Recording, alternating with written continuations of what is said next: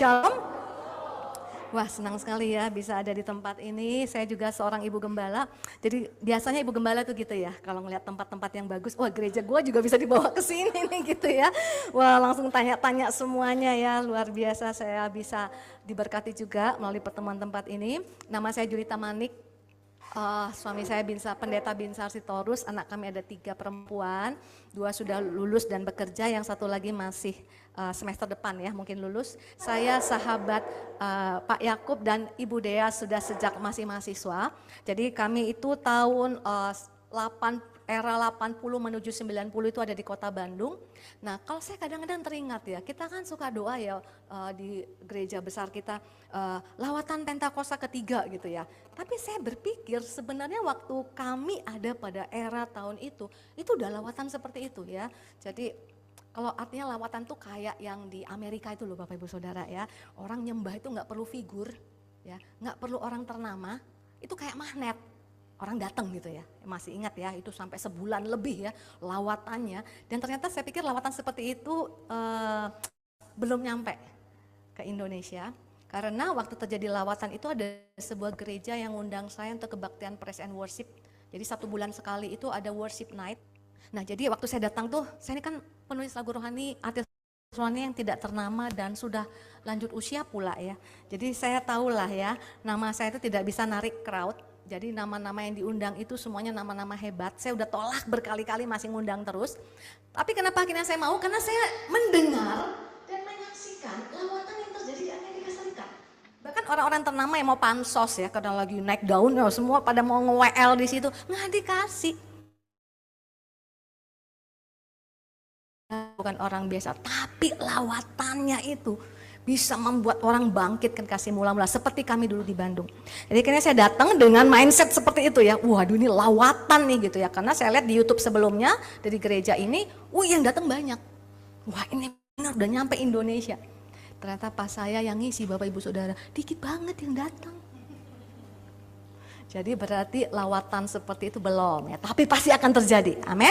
Melalui pengerja-pengerja seperti kita yang setia melayani Tuhan ya, ada kita memancarkan sesuatu keluar daripada hidup kita, lingkungan kita, saya percaya cepat atau lambat lawatan itu akan terjadi. Jadi sejak tahun itu kalau saya hitung-hitung berarti sudah 35 tahun melayani Tuhan dan sampai sekarang belum parkir, belum pensiun, tidak akan mau pensiun sampai Tuhan panggil pulang.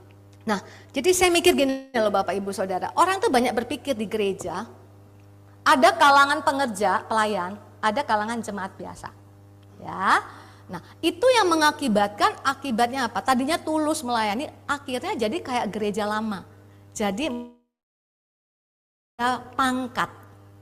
Ya, kalau di gereja berarti jemaat itu kalangan biasa, pengerja itu levelnya lebih tinggi. Ya, kalau zaman dulu masih gereja lama, saya suka ingat kalau saya kan tinggal di Medan dulu ya. Kalau kita ke makam orang Medan tuh bangga sekali kalau jadi pejabat di gereja. Jadi gereja tertentu itu kan ada namanya apa gitu ya, pejabat gereja. Jadi kalau meninggal bukan insinyur yang ditaruh di makamnya itu, ditaruh nama pejabatnya itu apa, statusnya, saking bangganya. Artinya lebih dari jemaat kan. Ternyata itu melanda karismatik juga Bapak Ibu Saudara. Belakangan kan udah banyak yang ikut gereja karismatik kan. Jadi di makamnya itu misalnya, maaf ya, katakanlah Bapak Tony gitu ya.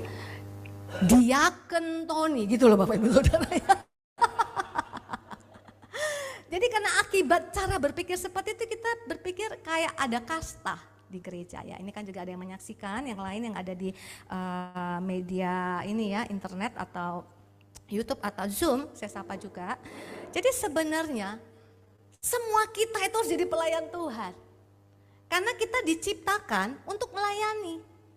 Ya coba, artinya gini, kalau kita nggak melayani Tuhan, kita tetap akan melayani, tapi pihak yang lain.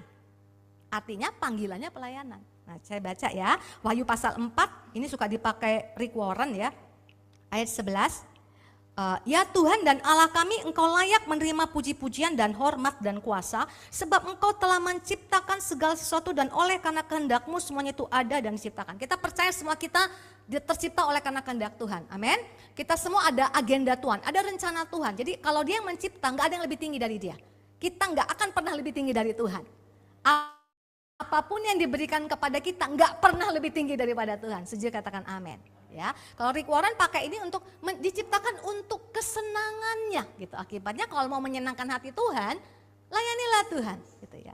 Tapi saya mau Bapak Ibu Saudara itu nangkep bahwa semua orang, jemaat pun gak jadi pengerja, dia tetap harusnya jadi pelayan Tuhan. Walaupun tidak ada jabatan di gereja.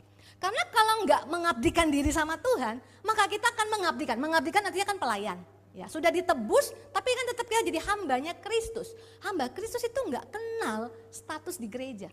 Ya, nah kita lihat dalam 1 Tesalonika 1 ayat 9. Ya, ini untuk orang yang sudah ditebus, supaya makin membuat kita ngerti bahwa panggilan semua orang Kristen itu berbalik dari berhala-berhala, artinya melayani berhala-berhala. Ya, berbalik kepada Allah untuk melayani Allah yang hidup dan yang benar. Jadi kalau kita belum kenal Tuhan, kita juga pelayan. Tapi partai lain ya, yang selain Tuhan lah ya, iblis dan antek-anteknya. Begitu kita bertemu dengan Tuhan Yesus, kita jadi 180 derajat berbalik ke pihak lain, yaitu Tuhan Yesus. Statusnya tetap pelayan. Ya, apapun mau singer, WL, enggak ya, jemaat setia, kita semua pelayan Tuhan. Nah, jadi kita harus menghambakan diri kita kepada Tuhan. Nah, masalahnya banyak orang Kristen ya sesudah ditebus Tuhan Yesus karena merasa mungkin kita bukan pengerja di gereja, jadi artinya seperti free agent gitu saudara, merasa tetap mengikut Tuhan tapi tanpa dia sadari dia berbalik lagi melayani yang dulu ditebus Tuhan. Nah, Tuhan mau kasih tahu kalau kita punya pikiran seperti itu, nyadar ya. Karena Galatia 4 ayat 9 berkata seperti ini. Tetapi sekarang sesudah kamu mengenal Allah, atau lebih baik sesudah kamu dikenal Allah, bagaimanakah kamu berbalik lagi kepada roh-roh dunia yang lemah dan miskin? Katakan lemah dan miskin. Kelihatannya hebat ya. Kelihatannya orang tuh kalau kerja aja nggak peduli religi, nggak peduli kerohanian, pangkatnya hebat-hebat ya. Luar biasa, tapi di hadapan Tuhan, semua yang di luar Tuhan, kekuatannya itu enggak ada. Lemah dan miskin. Kita tahu waktu pandemi kan orang, saya ada tidak kenal dekat tapi dengar ceritanya. Dia punya bisnis bagus, anak Tuhan pelayanan. Ya, waktu COVID kan enggak ada orang traveling. Sementara pelayanannya jasa, akomodasi, travel ya. Gak ada orang yang jalan-jalan, gak ada orang yang nginep, gak ada orang yang beli tiket. Waduh, itu sampai hotel itu ya, mungkin hotel kecil gitu, mau dijual semuanya karena sudah sangat menggerogoti keluarga ini. Jadi artinya gini loh, semua yang di dunia ini gak punya kekuatan, bahkan bisa dalam tempo singkat dibalik sedemikian rupa. Makanya kata Tuhan, kalau kita gak melayani Tuhan berarti kita berbalik kepada roh yang lemah dan miskin. Bukan hanya lemah loh saudara, miskin. Berarti kalau kita melayani Tuhan, ya kita melayani Tuhan yang kuat dan kaya ya. Jadi itu kan pilihan, mau melayani yang pihak mana? Katakanlah yang bagus ya, Tuhan juga selalu pakai tangan kanan ya. Tuhan, enggak kok saya enggak melayani dunia. Loh misalnya ya, melayani itu kan artinya sesuatu ada yang lebih tinggi dari hidup kita. Karir terus ya, terus apa lagi, harta terus gitu saudara, lakukan hal-hal yang belakang daripada apa yang Tuhan minta, berarti kita lagi melayani di sana. Punya mobil baru, begitu punya mobil baru bisa bangun jam 5 pagi, ngelap mobilnya dulu ya. Saat itu nggak bisa, main golf jam 5 pagi bisa saudara ya. Jadi kadang-kadang tanda tanya, bukan nggak boleh, tapi berarti ada sesuatu yang benar-benar kita tuh kayak terserap ke sana. Berarti kita sudah masuk, hati-hati, taraf hati-hati. Nah saudara, itu sebabnya Yosua, dan ini menjadi doa saya saudara ya. Karena kan Tuhan memberikan kehendak bebas. Kamu mau lain yang mana? Makanya dibilang kan, kenapa kamu balik lagi? Jangan balik, itu lemah dan miskin. Yosua tuh selalu berdoa, tetapi aku dan seisi rumahku, kami akan melayani Tuhan. Kamu terserah, katanya gitu kan. Berarti kan ada pilihan selain Tuhan. Artinya semua orang kan melayani gitu. Tapi pilih yang benar gitu saudara ya. Jadi Yosua bilang, kalau aku nih, kenapa dia katakan seperti itu? Karena kalau anaknya masih tinggal di dalam rumahnya, orang tuanya punya hak otoritas. Itu yang saya pegang. Anak saya tadinya nggak ada yang mau pelayanan, saudara. Bapak, ibunya pendeta, anaknya anak zaman kini lah, saudara ya. Wah ya, wah, teknologi, kepintaran, terus teman-teman nggak ada yang pelayanan walaupun sekolah Kristen. Itu akhirnya membuat kayak nggak bunyi gitu ya. Suara orang tua untuk bilang kamu tuh kalau melayani Tuhan loh, kamu itu akan mengalami kemuliaan Tuhan, nggak masuk ya. Doa ini yang selalu saya ucapkan setiap hari, Bapak Ibu Saudara. Karena apa? Selama kamu belum menikah, kalau dia menikah dia di bawah otoritas suaminya. Tapi selama kamu belum menikah, kamu di bawah otoritas papa mama. Ya, maaf saudara, kenapa ada telepon masuk ini? Padahal saya sudah matiin. Maaf ya. Nah saudara, artinya apa saudara? Artinya saya bela. Yosua bela. Kenapa dibela sedemikian rupa? Melayani. Ya apapun statusnya, mau menjabat satu pelayanan di gereja, karena melayani kan bisa juga seperti jemaat saya, sibuk sekali saudara, sibuk sekali dan kemudian gak bisa ambil bagian dalam pelayanan ibadah, ya, tapi minggu masih ibadah, tapi dia nopang gereja kami dengan hartanya, itu pelayanan saudara. Segala sesuatu yang makin menyatakan kemuliaan Tuhan itu pelayanan, ya.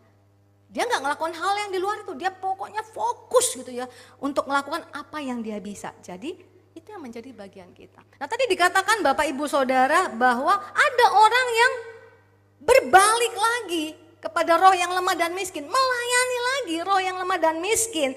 Tuhan bilang layanilah Allah yang hidup dan yang benar. Nah saya sekarang bicara tentang pelayanan saudara. Tadi kita created to serve.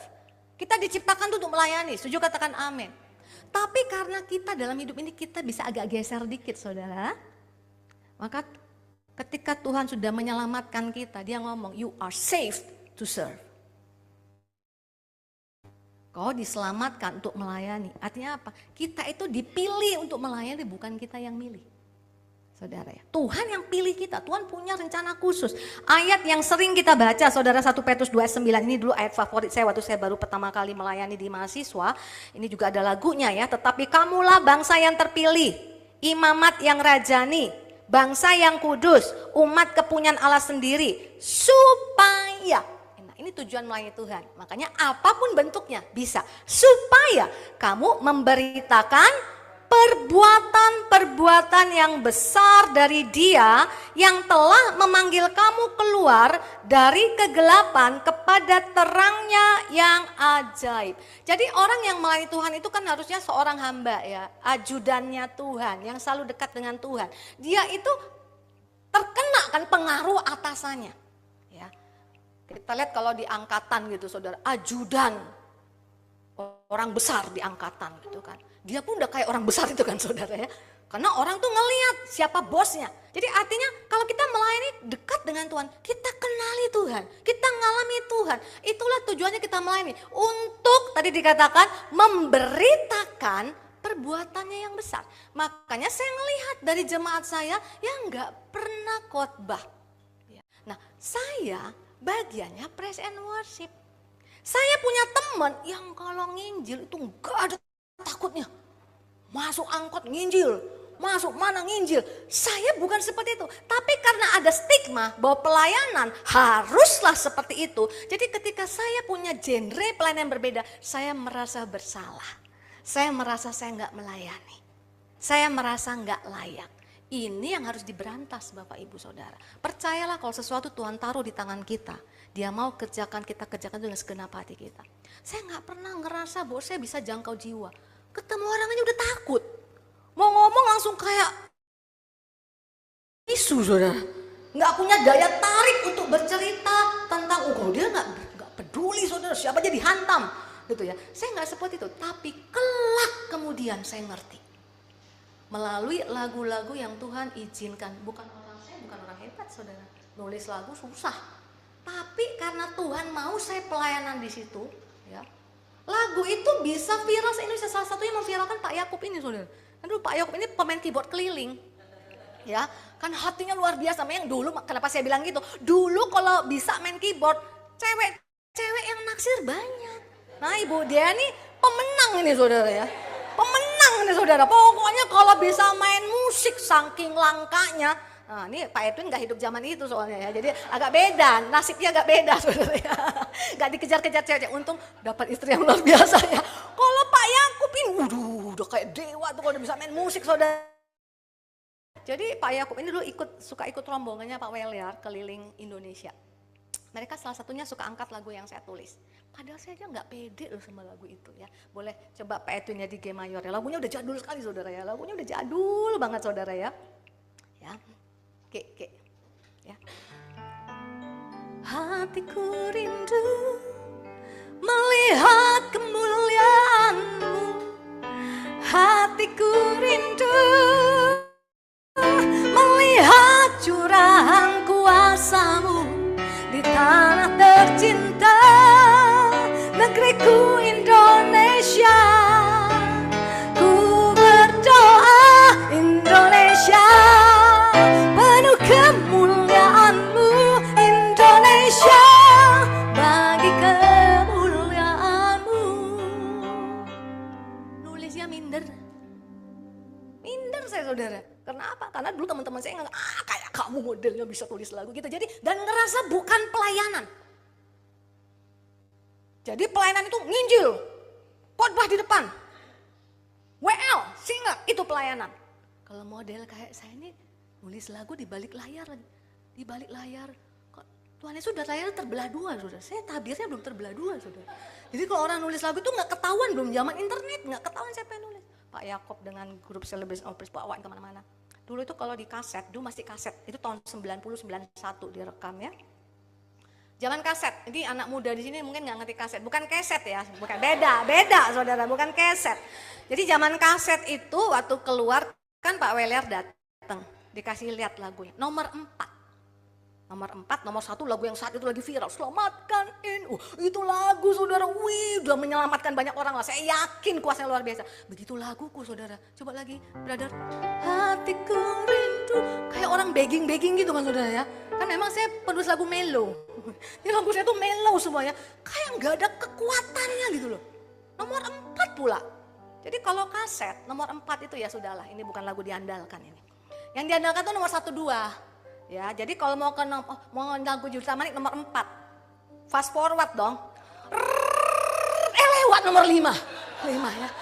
Mau balik nih, reverse kan, 3 saudara ya.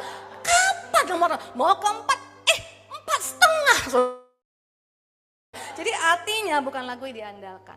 Tapi ternyata pada tahun itu bisa viral se-Indonesia. Dan sesudah 100.000, ya benar ya Pak Yakub ya, 10.000 apa 100.000, saya nggak mau lebay juga. Pokoknya yang diproduksi habis sold out. Pak Weliar datang lagi, minta izin lagi, mau rekam lagi untuk bagian kedua persis sama. Tapi yang kayak buku itu kan ada edisi kedua gitu ya, persis sama. Terus dia bilang, lagu kamu dinaikkan jadi nomor 1. Belum. Itu kalau angka bagi saya nothing. Tapi satu yang saya lihat, kelak kemudian, belasan tahun kemudian, saya baru ngerti, melayani bisa dengan berbagai cara. Saya nggak berani, Yesus tuh nggak berani saya saudara. Tapi dengan lagu itu begitu banyak orang yang ngomong sama saya. Saya dijamah Tuhan, saya menyerahkan hidup saya untuk Tuhan. Saya tadinya udah nggak mau datang KKR. Dulu Pak Yeremia Rim, kalau KKR lagu tantangannya ini ya Pak Yakub ya, kan lucu ya. Lagu KKR kan biasanya terima Tuhan Yesus gitu kan. Ini lagu altar call tuh langsung doa untuk Indonesia saudara. Saya ketemu dan mohon maaf nih saya bukan pansos, bukan. Kelak kemudian saya akan ketemu juga dengan waktu saya jadi artis rohani. Semua orang pengen ke gereja beliau ini karena lagi naik daun banget. Semua artis rohani pengen ngomong semua, aduh kapan ya kita bisa diundang ke sana. Saya membayangkan aja nggak berani saudara. Karena waktu saya di artis rohani kan saya tuh kan kayak tertolak-tolak gitu karena umur saya nih kan saudara ya. Tak menarik lah pokoknya saudara ya. Jadi ya panitia salam-salam aja. Sudah gitulah saudara. Next time lu gak diundang lagi lah gitu saudara ya.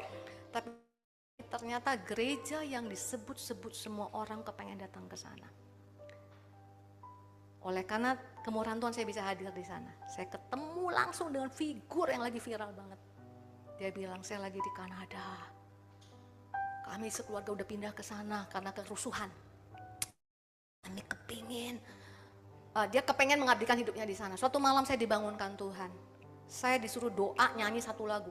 Nangis bercucuran air mata. Gak tahu kenapa, nangis lewat Tuhan. Gak sedih juga. Jadi air mata itu kayak air mata dari surga gitu, turun. Dia nangis berjam-jam. Gak tahu maksudnya apa. Berapa hari kemudian Tuhan ngomong, pulang ke Indonesia. Gak favorit kan? Keputusan tidak favorit, semua orang mau keluar dari Indonesia, dia disuruh pulang. Dia bangun pelayanannya, beliau adalah Bapak Philip Mantova, saudara. Kalau itu saudara, Juli Tamani, siapa itu saudara? Saya dengar tuh dari beliau, saya sampai gini loh, merindingnya saya saudara. Dulu waktu aku artis rohani aku minder dan ngerasa gak mungkin. Jadi saya pun punya pemikiran yang salah. Orang yang bisa berdampak adalah orang yang hebat. Talentanya 5. Yang membuat orang terpukau, crowd banyak. Saya gak punya semua embel-embel itu saudara. Tapi bisa menjamah seorang manusia.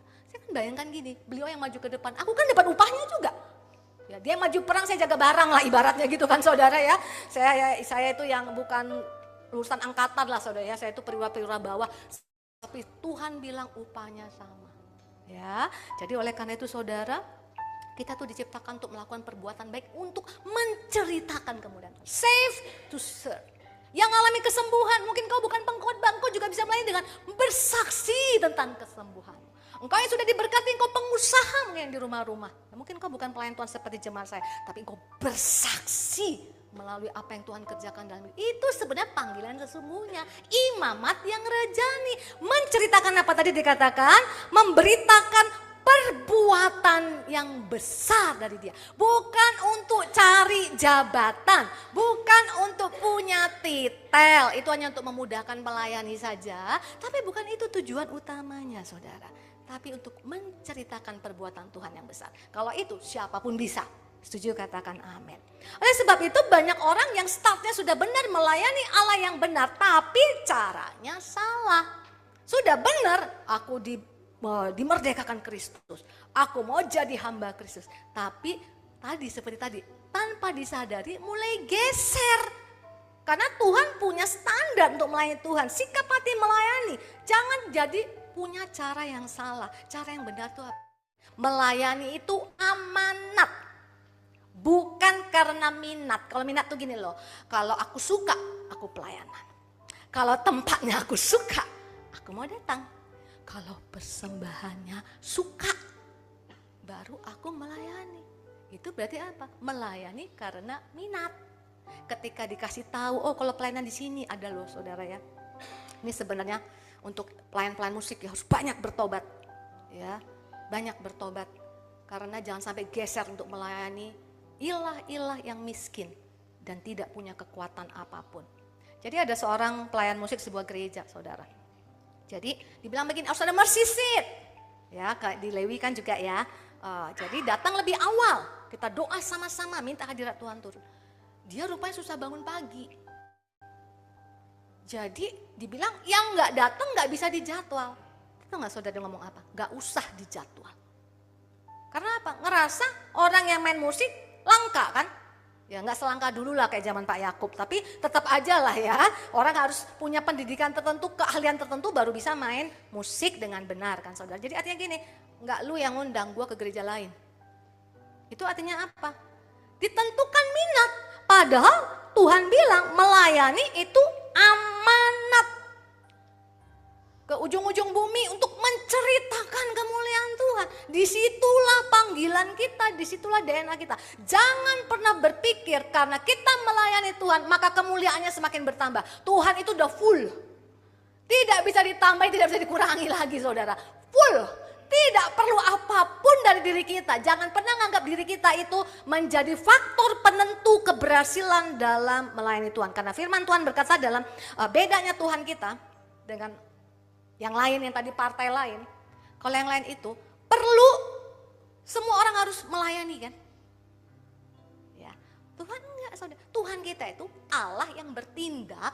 Dan ketika meminta kita melayani bukan supaya kerajaannya lebih mulia lagi. Enggak. Bukan supaya puji-pujian lebih indah lagi, enggak akan mungkin puji-pujian di surga itu udah jauh lebih indah. Tapi supaya semua orang yang melayani ini diberikan kemuliaan Tuhan, menyaksikan kemuliaan Tuhan untuk diceritakan. Tuhan kita tuh adalah Allah yang bertindak. Dalam Kisah Para Rasul 17 dikatakan, ayat 25. Tuhan kita itu kalau datang dia bilang, aku datang bukan untuk dilayani. Ya, tapi aku mau melayani. Siapa kita, saudara, kita merasa kita melayani Tuhan, karena kita melayani Tuhan, dia jauh lebih senang. Aku datang bukan untuk dilayani, kata Tuhan. Dan Kisah 17 itu pedas, saudara, 25. Tuhan kita itu tidak dilayani oleh tangan manusia seolah-olah ia kekurangan apa-apa. Nggak dilayani kita pun dia nggak kekurangan apa-apa. Karena Tuhan kita tuh nggak ada lagi yang bisa ditambahkan. Dia tuh penuh. Amin, saudara. Penuh dia. Justru karena dia panggil kita melayani, dia mau kepenuhan, kemuliaan, keluar biasanya itu. Dia mencari orang-orang yang bersungguh hati. Dia mau limpahkan. Dia mau impartasikan supaya ku ceritakan. Jadi saksi. Amin, saudaraku. Nggak kekurangan apa-apa. Dia yang memberi hidup dan nafas dan segala sesuatu kepada semua orang. Pegang nih, saudara. Jadi seorang yang melayani Tuhan, dia mengerti ayat ini.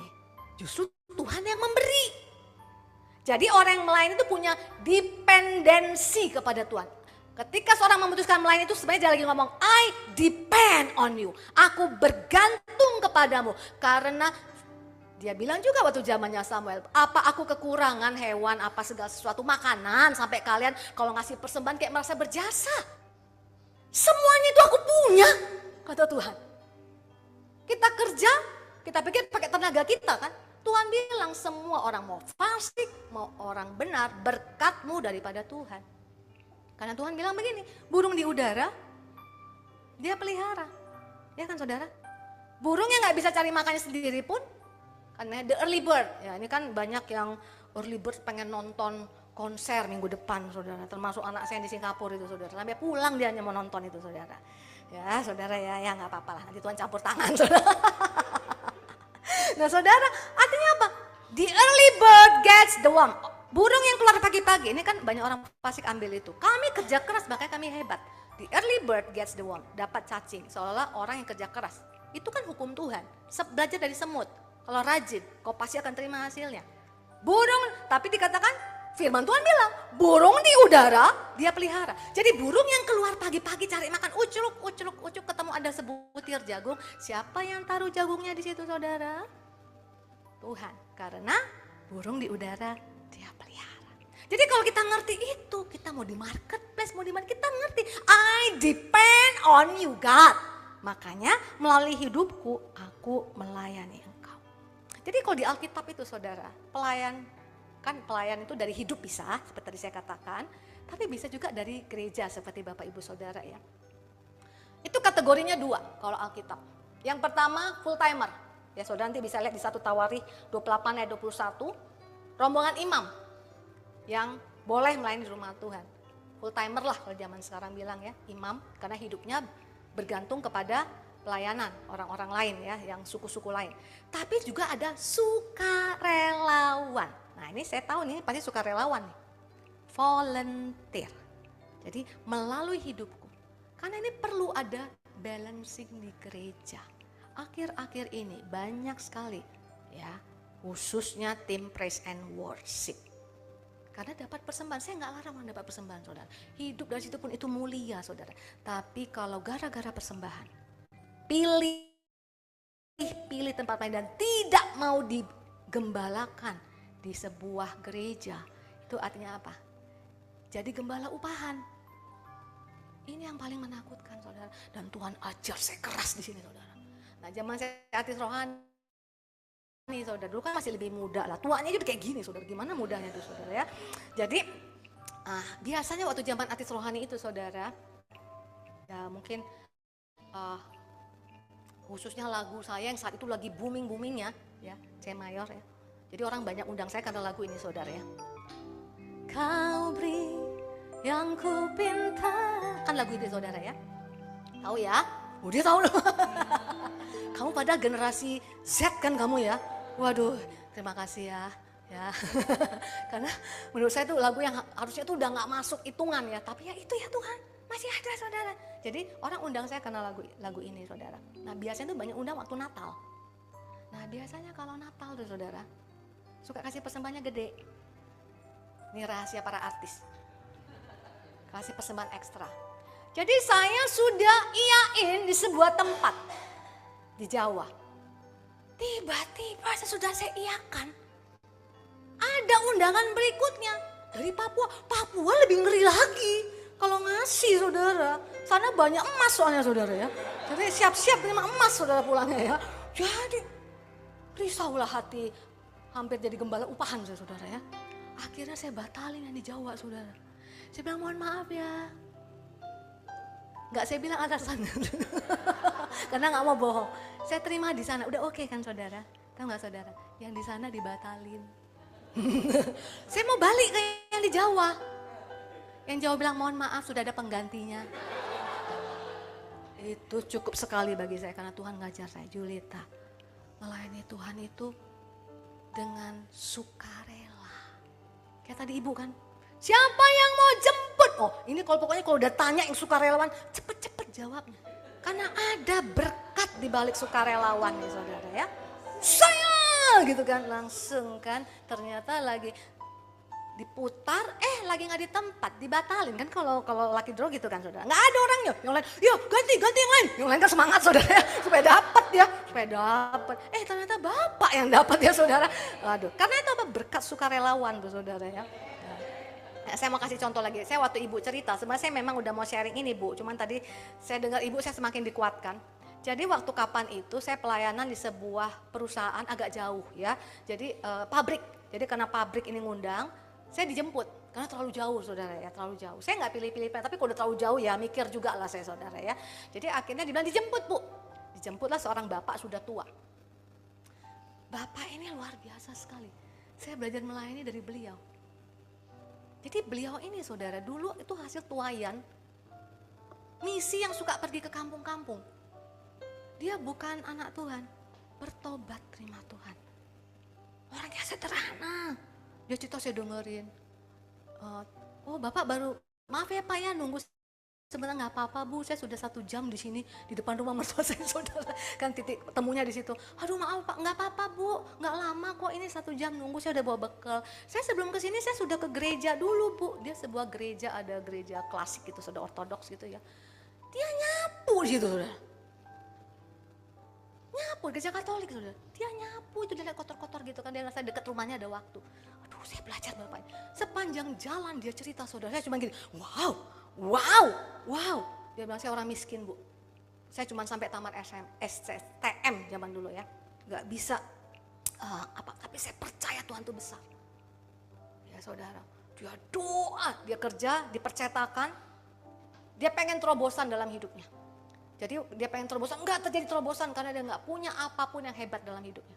Soalnya tahu enggak, dia bilang 5 tahun bu, aku setiap jam istirahat ada ruang mesin yang suaranya wong gitu. Jadi dia teriak-teriak berdoa gak ada yang dengar. 5 tahun dia doa, Tuhan kau Allah yang besar, aku mau lihat kemuliaan-Mu kau nyatakan kepada aku. 5 tahun setiap jam makan siang dia rela gak makan tuh, teriak selama makan siang, dia doa di situ. Belum kelihatan terobosannya, tapi kemudian dia bisa diterima jadi karyawan di sebuah perusahaan yang ada orang kayanya, akhirnya ngundang saya itu saudara. Orangnya sederhana. Tapi terobosannya dong, dia melihat Tuhan yang besar. Kenapa saudara? Anaknya, kan ini anak istrinya guru, suaminya karyawan biasa. Kemudian suatu ketika kayak gitu, siapa yang mau jemput hamba Tuhan? Karena ini pabriknya banyak, tersebar, ada yang ke daerah Tangerang sana, ada yang di daerah Cikarang sana. Jadi perlu 1 supir untuk jemput pendeta. Gak ada yang mau, gak ada karirnya. Dia langsung kayak Ibu Yohana, saya angkat tangan, jemput kan, dilihat sama bos, kok mobilnya jelek banget. Karena pakai mobil sendiri lagi, orang nggak ada yang mau kan saudara, tahu nggak saudara? Ini mobilmu, waduh jemput hamba Tuhan kan malu gitu kayaknya pendeta, apanya ya bosnya. Saudara, dia dibeliin mobil. Begitu dibelikan mobil saudara, jadi saya kasih tau kenapa dia sampai mau nyapu gereja, nggak ada orang yang tengok. Karena dia ngelihat Tuhan yang dia sembah itu luar biasa minta ampun. Begitu dibeliin mobil, yang lain ngomong, ya tau gitu aku angkat tangan. Nah ini gembala upahan ini. Gembala upahan, kalau udah ada bonus baru mau pelayanan. Ini orang gak mikir, dia hanya bilang kalau aku bisa layani jemput pendeta. Pendeta tuh bisa nyaman khotbah, aku gak bisa khotbah. Tapi aku bisa nolong pendeta itu untuk sampai di tempat. Ini yang namanya pelayan yang benar tuh kayak gini. Dia gak bisa khotbah. Dia sepanjang jalan cerita, saudara. Anaknya diberkati dengan otak yang pintar. Diterima dapat beasiswa di Singapura. Gak punya uang, bosnya bantu. Lulus dari sana, anaknya dapat lagi beasiswa, kuliah di universitas bergengsi di Amerika Serikat, tempat Donald Trump kuliah. Saya mikir gini, saya sering dibohongin orang, ini benar nggak ini ya? Saya sering dibohongin orang soalnya saudara kalau bersaksi, agak-agak curiga lah saya saudara ya. Kok kayaknya anaknya udah hebat gitu, kok bapaknya masih sopir, kan nggak masuk akal saudara. Dia kayaknya ngelihat ketidakpercayaan saya, dia keluarin CV anaknya, ya ampun saudara. Terus saya masih nggak percaya. Ada Instagramnya Pak? Ada Bu, katanya nama Instagram ini saya lihat ada foto bapak itu di situ waktu wisuda. Terus bapak kenapa masih mau jadi supir? Anak saya sih suruh saya pensiun Bu. Sekarang anaknya kerja di Singapura di sebuah perusahaan paling terkenal konsultan di dunia. Saya lihat dong olahraga anaknya, jogging di Himalaya. Saudara jogging di mana? Sentul kan? Di Himalaya, saudara mainannya Himalaya. Terus ada foto di mana, hebat. Tapi itu yang membuat dia menceritakan perbuatan Tuhan yang besar. Aku gak mau gak melayani Tuhan. Di satu tempat yang agak jauh pabrik yang gak ada pemain keyboard. Pak Edwin dia belajar main keyboard Pak. Wih, saya sampai merinding, saya belum pernah ketemu orang itu. Ya terbata-bata, pokoknya dia belajar. Bagi orang sekelilingnya dia tetap karyawan biasa. Karena statusnya sopir, tapi di mataku saudara, aku mau lihatnya pakai mata Tuhan. Ini orang yang ngerti tempatnya di mana. Amin saudara. Bukan karena minat, amanat. Menceritakan kemuliaan Tuhan. Malah itu bukan beban. Banyak orang dapat asyar lagi. Melayani lagi tempat itu kan Lewi kan ada juga cabang yang kecil ada yang besar kan. Wah kalau di Mitra 10, haleluya puji Tuhan. Semangatnya langsung jogetnya kenceng. Ya saudara, saya tuh paling kalau udah WL ngomong gini loh. Walaupun kita tidak seberapa, berarti yang datang dikit. Udah tahu saya saudara, gak perlu saya nengok jemaat saudara. Harusnya mau datang banyak, dikit sukacitanya sama. Ya, karena firman Tuhan berkata dalam Matius 24 ayat 46, berbahagialah hamba yang didapati tuannya melakukan tugasnya itu yang dipercayakan sampai ketika tuannya itu datang. Tuhan bilang berbahagia, blessed, diberkati, sukacita. Kenapa saudara? Karena bagi orang yang melayani, jangan pernah Anda rasa itu jadi beban, tapi itu jadi Anda kesukaan. Kenapa saudara? Maleakhi 3:18 berkata, maka Tuhan akan kembali melihat, kamu akan melihat kembali perbedaan antara orang yang benar dan orang fasik. Orang yang tidak kenal Tuhan, itu ada perbedaan dengan orang yang kenal Tuhan. Perbedaan yang kedua Tuhan jelas bilang, antara orang yang beribadah, worship, serve kepada Allah, dan orang yang tidak beribadah, worship, serve kepada Allah. Tuhan buat perbedaan. Bapak ini tadi di mata orang supir kan, tapi saya lihat hidupnya beda. Anaknya saudara bisa masuk UI kedokteran. Itu orang bilang Pak Yakub masuk UI kedokteran tuh susahnya minta ampun loh. Susah, anak keduanya masuk saudara. Itu namanya dibuat berbeda. Bapaknya supir. Sampai saya bilang, Pak bisa dikenalin gak anaknya sama anak saya? Anakku 3 perempuan semua saudara. Sampai saya bilang anak saya Singapura, nak pantau-pantau itu Instagramnya nak. Saya berdoa Tuhan adakanlah pertemuan ilahi. Kenapa? Ini bibit bobot bebetnya. Saya orang mungkin pandang remeh orang tua. Aku gak pernah pandang remeh. Ini pelayan sejati. Amin saudara. Miliki sikap hati seperti Tuhan buat beda, gak mungkin sama. Nah saya mau saksi ya saudara. Anak saya anak zaman sekarang kan gitu ya. Apa sih pelayanan? Apa sih pelayanan? Tapi waktu itu hampir gak lulus dari ITB. Anak saya tuh udah stresnya minta ampun. Sudah mau 2 minggu menyerahkan skripsi, dia bilang dia belum mengerjain apa-apa. Coba itu saudara. Tapi satu yang saya lihat, Tuhan tuh gak pernah berhutang sama orang yang melayani. Saya selalu suruh, pelayanan nak, mau kecil besar. Dan jangan pernah jadi gembala upahan. Kalau memang itu kamu butuh buat uang transport, kasih PK. terima. Tapi kalau kamu ingin memberkati, kamu udah terima. Kalau kamu merasa tidak perlu, kamu kembalikan lagi ke persembahan. Jangan pernah kamu punya mental upahan. Karena yang Tuhan berikan selalu jauh lebih besar. Jangan mau gini loh, aduh kalau gak dapat. Karena kami kesulitan punya imam musik loh saudara. Saudara tahu kami sampai nyarinya itu dari WA group. Tahu gak? Yang datang kadang gak tahu lagunya. Unyuk-unyuk baru bisa belajar main keyboard. Saking langkanya, kadang di gereja kami pun gak ada. Tapi saya bilang sama orang dari gereja saya seperti bapak ibu jadi singer. Saya bilang kalau ini gerejamu dan kau punya pekerjaan yang baik, jangan pernah kau punya mental upahan. Makanya di gereja saya saudara, imam musik yang anggota pengerja pelayan, gak ada yang dapat PK saudara. Saya nirunya dari gereja Pak Philip. Saya tiru, tapi kalau orang luar, misalnya Pak Edwin datang ya gak gitu lah, PK-nya PK dadah gitu ya. Dah gitu, enggak lah ya saudara, karena bukan part of us. Termasuk saya khotbah di gereja, saya gak dapat PK saudara. Kenapa? Itu untuk memurnikan hati saya ya. Itu saya gak paksakan ke semua orang punya seperti, tapi hati-hati dengan mental gembala upahan saudaraku. Amin saudaraku. Saya bilang anak saya, kata bener loh Tuhan buat perbedaan loh anak saya ini. Banyak orang bilang anak saya ini udah anak gagalan. Gak langsung kelihatan hasilnya. Lulus 2 tahun terlambat. Dari ITB pula, kalau 2 tahun terlambat, wah sudahlah ini produk gagal ini saudara ya. Masuk kerja gajinya jauh lebih rendah dari junior yang kemudian masuk. Karena dia gak fresh, 2 tahun ketinggalan. Itulah masanya dia ada bersama kami, saya bilang kamu layani Tuhan di gereja kita. Gereja kami kecil, Pak Yakub udah pernah datang. Bawanya bau babi panggang lagi ya Pak ya. Dari bawahnya itu restoran Batak saudara ya. Jadi kalau kita udah ngeri-ngeri sedap, jangan sampai ada orang arisan di gereja saudara ya. Kalau ada arisan kita lagi ibadah gitu. Coba. Haleluya, udah seru-seru gitu. Di bawah anak Medan,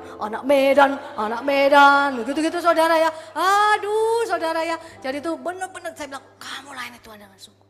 Dia layani Tuhan dengan sungguh saudara ya. Dreamnya kerja di luar negeri. Gimana bisa? Di tempat yang di Indo aja dia gak dihargai loh saudara. Karena dia gak punya apapun yang bisa dibanggakan untuk ngangkat dia naik. Saya bilang kalau engkau melayani Tuhan dengan hati yang tulus, bukan karena minat tapi karena amanat. Amin. Tapi bahagia, ada kesukaan bukan beban. Siap-siap kamu lihat kemuliaan Tuhan. Bukan saya gak bilang diberkati. Diberkati itu hanya cara Tuhan. Kamu akan lihat kemuliaan Tuhan untuk kamu saksikan. Itulah pelayan sebenarnya. Jadi seluruh gereja ngeliat anak saya ini produk kegagalan. Tau-taunya saudara, dia coba apply ke luar negeri gak ada yang terima. Dia solo trip ke Singapura, apply saudara, gak diterima, udah keluar biaya semuanya, gak diterima. Dia kerja, saya bilang kerjakan. Pelayanan juga dalam bekerja. Apapun yang tanganmu kerjakan dengan tempat ini. Dia kerja di sebuah perusahaan toko oranye itu loh saudara.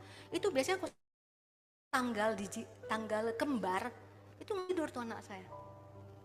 Tapi yang ada gitu ya, kan satu-satu, dua-dua, Anda kan udah tunggu-tunggu. Pergantian, ada iPhone baru nih, kan gitu kan saudara. Gak tidur tuh anak saya orang IT kan saudara.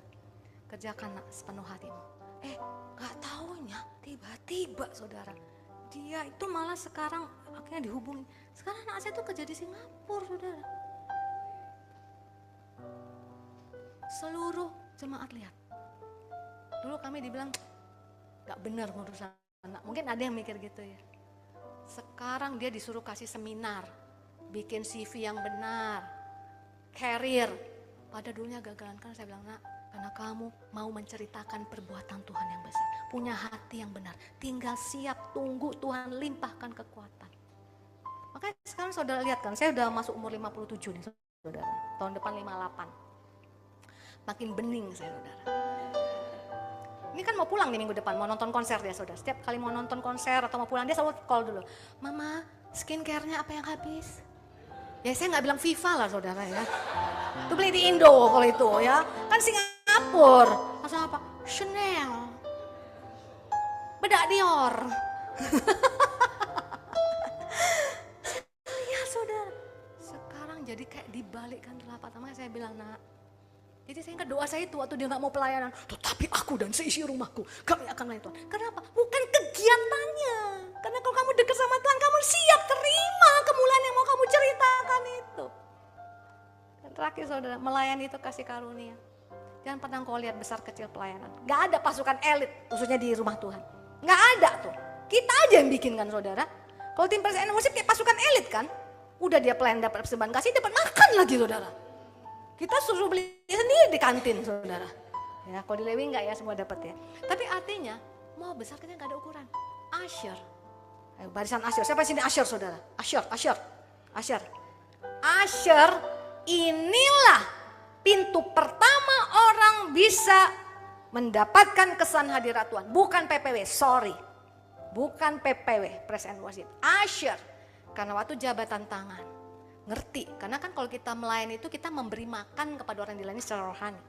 Makanya kita nggak bisa memberi sesuatu yang kita nggak punya. You cannot give what you don't have. Orang yang melayani itu kan memberi kepada sesama kan. Harus punya, jadi harus punya apa? Firman, pengalaman berjalan bersama Tuhan yang kita percayai. Waktu shalom gitu kan, mantap. Orang nggak kenal kita pun ngerasa ada impartasi hadirat Tuhan. Ada seorang pengerja, mungkin Bang Yakob kenal ya. Nah, teman lama ya. Waktu itu kami baru jadi gereja, dia berpikir gini, ini terakhir kali aku datang ke gereja ini. Karena gak ada yang negur. Kan biasanya kan kalau udah saling kenal ngelompok kan. Kemarin kemana? Ada jemaat baru dibiarin gitu saudara ya. Dia, terakhir kali aku pelayanan, aku datang minggu depan gak ada lagi ke gereja ini. Nah, saya keluar dari toilet, terus terang. Saya lihat dia, saya mau ngelipir. Karena bukan CS, males ngomong. Tapi entah kenapa saya datengin dia. Hai, dengan gaya saya kan, ceria kan. Hai, apa kabar? Seolah dia tuh seorang yang berharga. Dia bilang, dia ngomong gak langsung loh saudara. Baru-baru ini, aku ada di gereja ini. Karena ini, dia tunjuk saya saudara. Negur aku di saat terakhir aku berpikir tidak akan datang lagi situ. Dia akhir itu pembawa hadirat Tuhan. Karena Mazmur 100 berkata, masuklah ke dalam pelatarannya dengan nyanyian syukur. Siapa yang ada di pelataran? Asyur, saudara ya.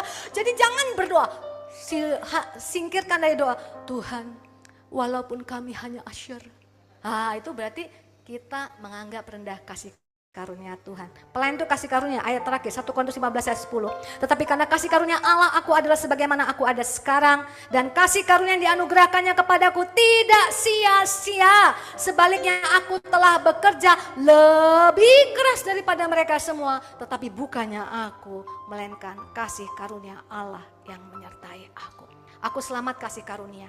Aku punya talenta kasih karunia. Jangan pernah anggap rendah talenta yang ada di tanganmu. Kalau engkau anggap rendah pelayanan, aduh kapan aku bisa diangkat ya jadi ini.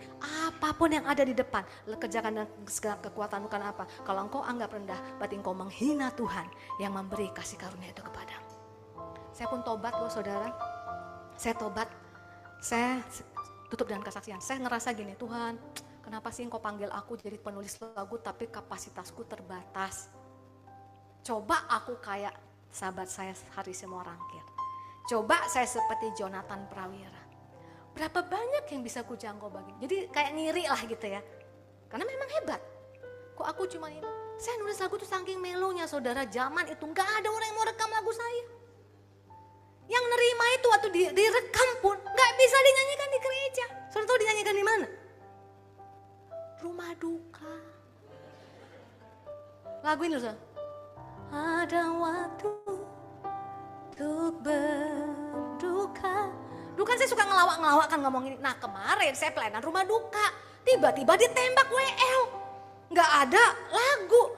Saya browsing lah di internet. Kumpulan lagu rumah duka. Nomor 1 lagu saya saudara. Ada berapa saya klik linknya. Semua lagu saya masuk di situ saudara. Nomor 1 saudara. Gak punya hope loh saudara. Tapi akhirnya saya sadar. Kalau aku nganggap rendah, itu kan talenta kelihatannya kecil ya saudara ya. Dibanding orang lain punya. Tadi saya bilang saya datang aja satu gereja, sampai mau nangis saya mimpin di depan. Sedikit sekali yang datang. Yang tadi saya cerita. Sampai itu minggu lalunya tuh, bulan lalunya saudara, itu di shoot semua jemaatnya. Sampai kameramennya gak berani lagi nge-shoot jemaat. Karena kelihatan kosong. Jadi ya PPW aja di shoot saudara. Saya tuh udah mau nangis, rasa gak berarti. Kenapa panggilanku sih? Tuhan bilang bertobat kau. Itu panggilan indah. Kalau engkau anggap remeh, berarti engkau anggap rendah. Tuhan yang memberikan itu kepada. Kan kasih karunia saudara. Kita gak bisa saudara-saudara, aku maunya yang khotbah kayak Pak Yakob itu. Kalau itu gak ada Tuhan kasih dalam hidupnya ya gak bisa. Saya kepengen ciptain lagu. Terakhir saya tulis Mazmur 91. Saya tawarin gratis pun sama orang gak ada yang mau nyanyikan, saudara. Akhirnya buat saya sendiri, makanya saya hafal Mazmur 91 kan udah jadi lagu, saudara. Jadi saya bilang, untuk apa? Jadi akhirnya saya bilang, Tuhan bilang hargai. Nah, saya kena batunya nih, saudara. Bulan lalu, 2 bulan lalu saya pergi ke Pematang Siantar. Selesai ibadah terakhir, saya didatangi seorang ibu. Ibu, saya biasanya minta foto kalau ketemu saya kan, saudara. Boleh gak saya peluk? Kenapa ibu? Karena lagu ibu menyelamatkan saya. Langsung saya pikirlah Bapak yang kekalan. Kau beri yang ku pinta. Bukan itu loh, saudara. Laguku yang gak pernah dinyanyikan di gereja. Bukan lagu duka tadi, bukan, saudara ya. Bukan. Gak pernah. Karena ibu ini ditinggal suaminya masih muda loh, saudara. Datang ke saya masih muda, anak 1. Itu kisah 10 tahun yang lalu dia bilang. Sudah 3 kali bunuh diri gak mati. Terakhir kali yang keempat kali dia pikir gak mati-mati, udah minum segini pil tidur, gak tahu campur apa, saudara. Wah, koma, saudara. Dibawa ke rumah sakit, didoakan, gak ada tanda-tanda kembali hidupnya. Keluarga udah pikir biaya terlalu mahal, ya saudara. Udah cabut aja semua selang-selangnya. Tiba-tiba matanya kebuka, saudara. Matanya kebuka, tapi masih gak ada keinginan untuk hidup. Disitulah, pas lagu saya yang dia menyembuhkan dia itu memang lagi viral di Medan pada waktu itu karena ada lagu Bataknya. Kayaknya bukan karena Juli Tamaninya, saya nyanyikan sama Julius kan. Marlo jangan tuh, kan gitu kan. Orang Batak tuh makin tinggi makin sedap. Kalau orang Chinese bos saya ngomong gini, ngapain sih lu lagu nyanyinya tinggi-tinggi gitu. Itu best seller di Medan, saudara. Jadi banyak orang Medan punya album itu. Dikasih dengar sampai lagu. Hanya engkau. FF. Hanya engkau dapat bertahan. Hanya engkau yang selalu ku andalkan saat aku ada di batas kekuatanku, kekuatan janjimu memulihkan hidupku. Judulnya di batas kekuatanku. Dulu orang tuh suka ngomong gini sama saya, bikin lagu kayak orang gak ada selera hidup gitu kan. Bikin lagu kok kayak orang yang lagi kesesakan. Bikin lagu itu iman, bikin lagu itu kekuatan. Tapi saya lihat Mazmur 150 nyanyian, 75 mungkin diantaranya kurang lebih. Itu nyanyian orang yang lagi kesakitan, itu nyanyian orang yang lagi butuh pertolongan. Kenapa aku gak boleh tulis lagu seperti itu? Jadi saya kayak orang yang terabaikan. Tapi justru lagu itulah yang menyelamatkan dia. Aku sudah ada di batas kekuatanku. Terus saya jadi ingat, lagu ini yang nyanyi itu, saudara tahu gak? Itu dulu TKI di Hong Kong pernah saya lihat ada di YouTube. Jadi mau kolektor, hanya engkau. Kenapa mereka nyanyi lagu ini ya, saya pikir ya. Mungkin apa majikannya terlalu kejam. Ada di batas kekuatan, mau pulang gak dikasih bro. Ya, itu nyanyi lagu ini, satu-satunya ibadah yang saya lihat nyanyi lagu ini. Tiba-tiba tuh jamah dia. Memberi kekuatan untuk bangkit. Sampai dia bilang gini, orangnya sederhana. Kak, ayo kita nabung. Nanti kalau uang kita sudah cukup, kita ke Jakarta yuk kak. Ketemu Ibu Julita, mau bilang terima kasih. Coba tuh saudara, lagunya lagu melo, lagu kalangan Bani Asaf. Sedikit lagi aku tergelincir saat ku tengok orang-orang gak takut Tuhan itu lebih diberkati. Kan gini saudara, ternyata talentaku yang di mata orang gak ada artinya.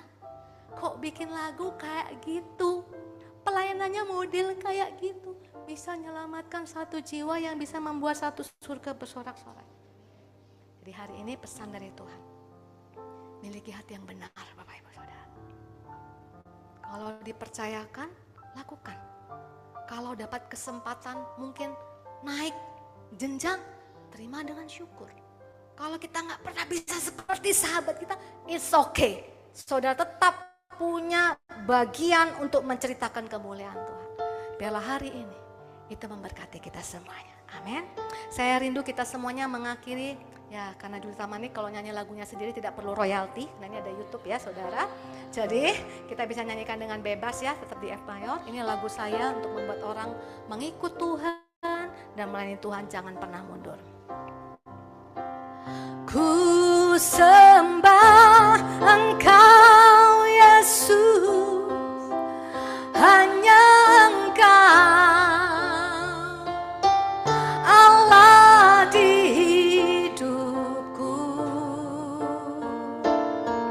tiada yang lain, hanya Kau, hanya Engkau Tuhan selamanya.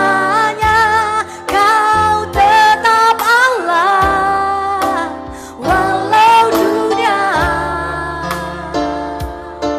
semua bergoncang,